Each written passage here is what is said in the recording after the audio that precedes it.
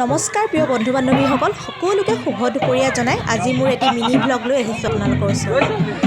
আজি বিশেষ এটি ভিডিঅ' হ'বলৈ গৈ আছে, কিয়নো আজি মোৰ ভাইটি বিয়া পাতিছে, মানে আমাৰ গাঁৱৰে ভাইটি।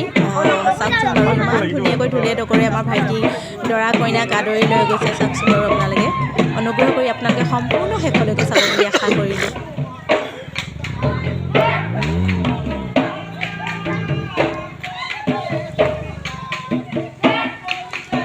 আপোনালোকে আশীৰ্বাদ কৰিব যাতে ভাইটি আৰু বোৱাৰী যাতে সদায় সুখৰ হয়, সংসাৰখন মধুময় হয়, যুগ্ম জীৱন যাতে সুখেৰে পাৰ হয়, তাকে আপোনালোকেও কামনা কৰিব। আপোনালোকে অকণমান আশীৰ্বাদ কৰিব আমাৰ ভাইটিটো।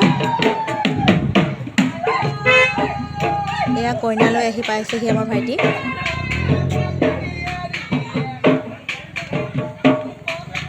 দৰা কইনাক আদৰিবলৈ মানুহ বহুত আহিছে, চাওকচোন।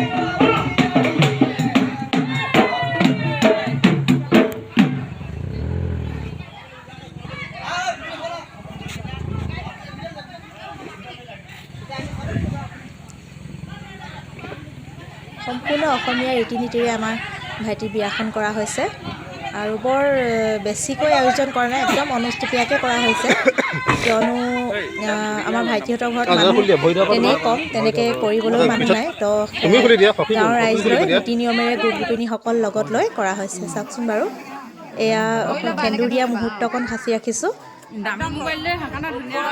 সঁচাকৈ এই মুহূৰ্তকণ সঁচাকৈ বৰ বেয়া লাগে, আমিও এইখিনি পাৰ কৰি আহিছোঁ। খুব দুখ লাগে, নহয়নে বাৰু?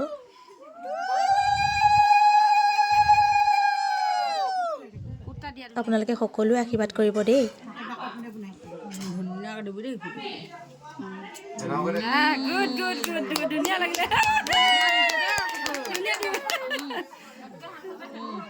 খবৰ এনেকুৱা ফুলকৈ নিদিয়ে আকৌ, জানে আকৌ ল'ৰা